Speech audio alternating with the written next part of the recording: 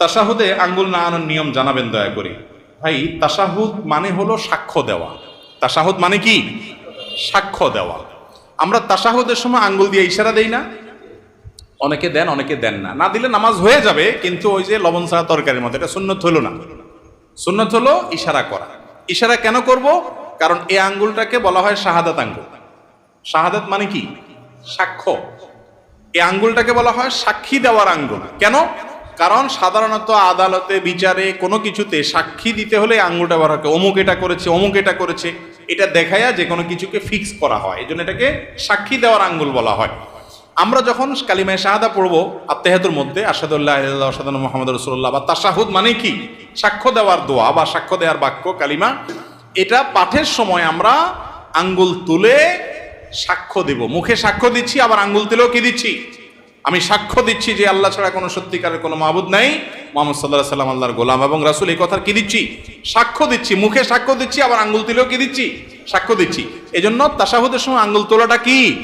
সুন্নাত। তাশাহুদ পাঠের সময় আঙ্গুল তোলা কি রে ভাই? সুন্নাত।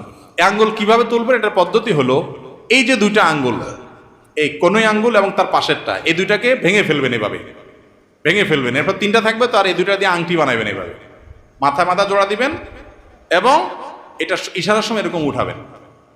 বুঝতে পেরেছেন? আবার আপনার তাশাহুদ পড়া শেষ বা বৈঠক শেষ, তখন আপনি কি করলেন? আবার এটাকে স্বাভাবিক করে ফেললেন। কথা বুঝতে পারছেন তো? অনেকে আবার বলে আশহাদু আল্লাহ ইলাহা ইল্লাল্লাহ করে উঠাইতে হবে। ওই টাইমে না হলে একটু এদিক সেদিক হলে ইমান চলে যাবে। ইমান এত সস্তা জিনিস, এটা ভুল ধারণা। বুঝতে পেরেছেন?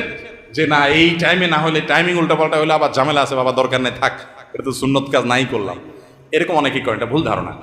বরং এই তাশাহুদের সময় আপনি আঙ্গুল উঠে ইশারা করবেন। অনেক ভাই আঙ্গুল নাড়াচাড়া করে না। ওলামা একরাম নাড়াচাড়া করার কথা বলেন, কারণ একটা হাদিসে আছে যে এই আঙ্গুল নাড়ানোটা শয়তানের উপরে লোহার আঘাতের চাইতে কঠিন হয়। এই জন্য ভালো করে নাড়ায় শয়তানরা আঘাত করে নেয়। বুঝতে পারছেন?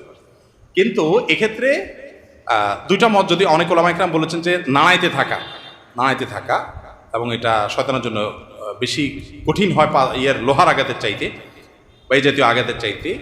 তো এই মতটার চাইতে আমার কাছে অধিকতর শক্তিশালী মনে হয়, এবং এটাই বেশি বিশুদ্ধ মত, যে নাড়াইতে থাকা না, বরং ইশারা দেওয়া। কারণ বেশিরভাগ হাদিসে যে ভাষ্য আসছে সেটা হলো তাশাহুদের সময় আঙ্গুল দিয়ে কি করা?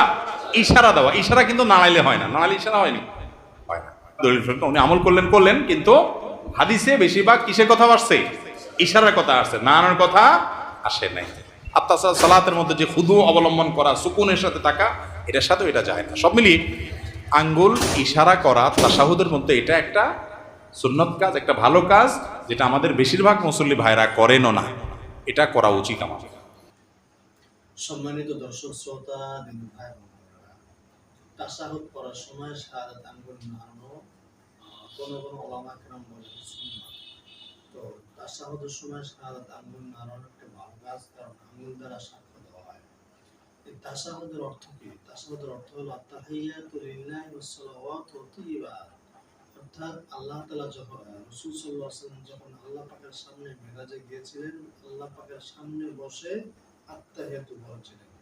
আত্তাহিয়াতু লিল্লাহি, আল্লাহ তাআলার জন্য সকল ইবাদত, মৌখিক ইবাদত এবং শারীরিক ইবাদত, সব ইবাদত আল্লাহর জন্য। আত্তাহিয়াতু লিল্লাহি ওয়াস সালাওয়াতু তাইয়্যিবাত।